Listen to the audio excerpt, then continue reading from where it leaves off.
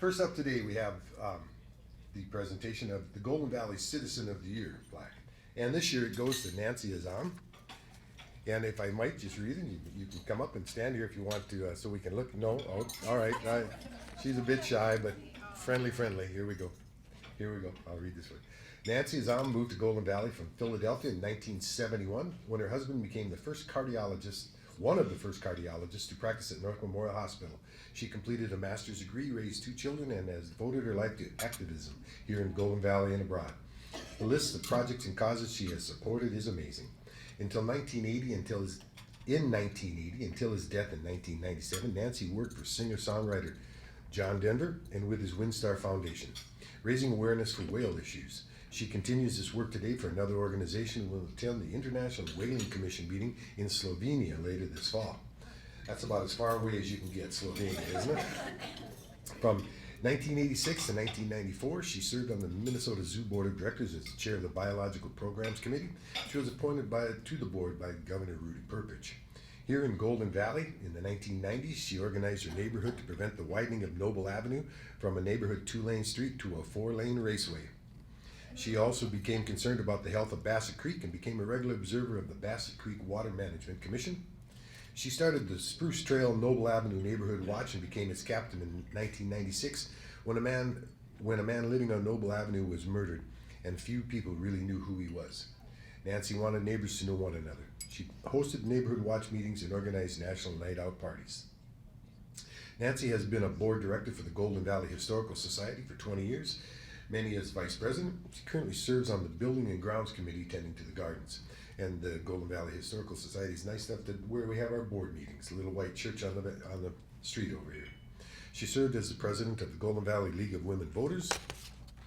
She is a member of the Golden Valley 125th Anniversary Committee and chair of the Golden Valley Hall of Fame Committee. She volunteers at Noble Elementary School reading to second graders, and possibly her most important community role has been as board director for the Golden Valley Crime Prevention Fund, including 14 years as president, which she will tell you a little bit more about shortly. Nancy, her husband Fouad, and their adult son Andre live in Golden Valley. Their daughter Nayla lives in Quantico, Virginia. Nancy started volunteering in the community as a way of getting to know her neighbors, and since then, she's gotten to know and become friends with many Golden Valley residents. The residents of Golden Valley and the Rotarians at the Golden Valley Rotary have gotten to know Nancy as a hardworking, highly motivated, greatly passionate community activist who exemplifies Rotary's motto of service above self. We are proud to name Nancy Azzam as Citizen of the Year for 2015 and 16.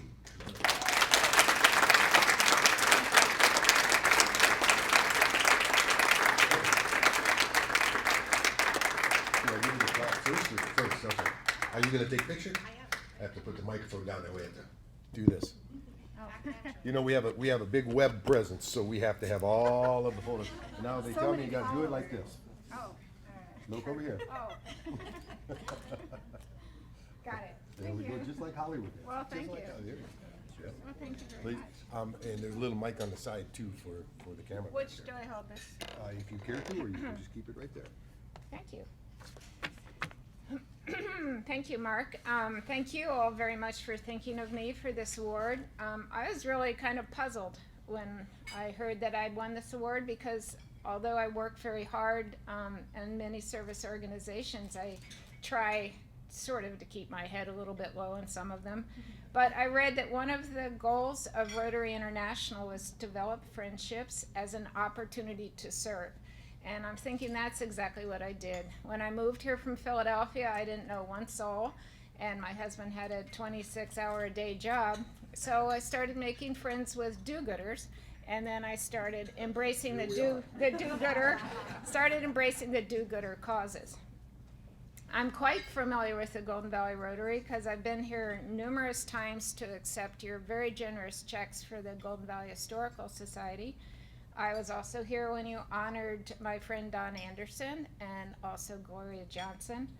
And I also enjoy working with your representative to the Golden Valley Crime Prevention Fund, Mark, or we call him Spider. And Mark used to bound into our meetings with arms full of gladiolas for Chief Stacy Carlson. And I'm just wondering, are you going to do the same for Chief Sturgis?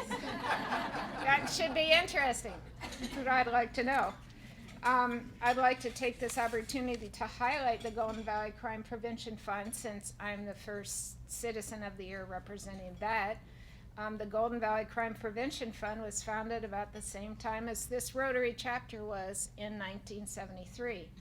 It was started by Chief Crawford, and the board consisted of members of various service organizations like it does today. I joined the fund in the year 2000 when Chief Shellum had an opening, and he asked me if I'd be interested. I was happy to participate, as I was looking for some way to pay back the police department for helping our family out through a very difficult situation. At the same time, I had heard a motivational speaker, Vietnam Navy fighter pilot Charles Plum. He explained why he always tried to find out those who had packed his parachute after a successful jump. He said it bothered him that these men and women worked tirelessly to keep him safe, and he doesn't even know their names. That is how I feel about the Golden Valley Police Department. They pack our parachutes.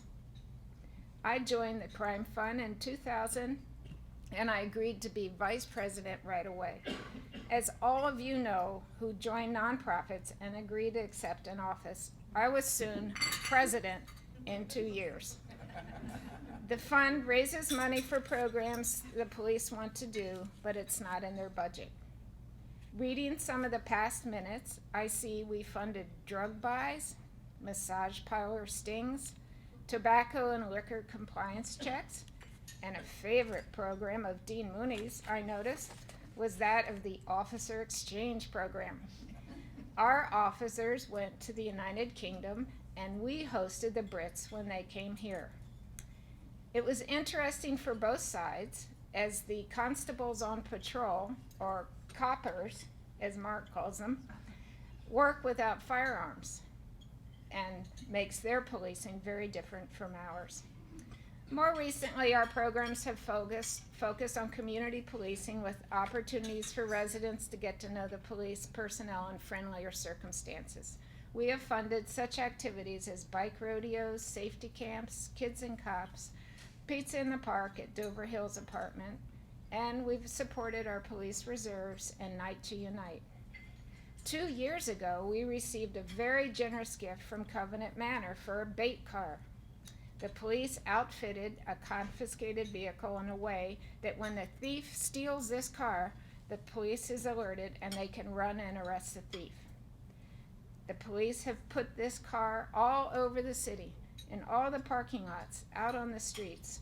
But I think up until now it hasn't been touched, except maybe once by a city employee went to open the door. This is all a bit anticlimactic, but it is of course good to know that Golden Valley is not awash in car thieves. We've also amassed a snitch fund, the amount of which we will never tell you. If a snitch finds out how much is in this fund, he or she will demand the full amount before giving up the goods. So our committee is sworn to secrecy and we will never tell. Our donations come from residents and businesses, many who have enjoyed participating in our programs. Sometimes a grateful person will come forward with a special gift, such as this one fellow who went skating on very thin ice in Sweeney Lake, and he had to be rescued by our officers who used a contraption that looked like a rope tied to a frisbee. And they had to sling it out because the officers couldn't go out on the ice too, and they had to sling it out, and he grabbed onto it and they pulled him to safety. He soon showed up with a $500 check. We send fundraising letters out to 1/3 of the city each year, so as not to be too annoying.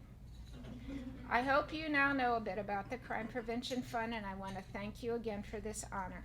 I'd like to thank my guests who are here, Councilwoman Joni Clausen, who's my neighbor and my friend, Chief Jason Sturgis, Amanda Johnson, who's the administrative assistant, and the Crime Prevention Fund couldn't exist without Amanda, and I couldn't really be president without Amanda. So Stevie Johnson, commander, Georgia Goodwin, who represents the Golden Valley Women's Club on the Crime Prevention Fund, Dean Mooney, who's a past police chief and a friend, Mary Anderson, who's a past honoree and head librarian, Mary Anderson, who's a good friend, and I've known her from League of Women Voters, and Don Anderson, who I've worked with for 20 years on the Golden Valley Historical Society.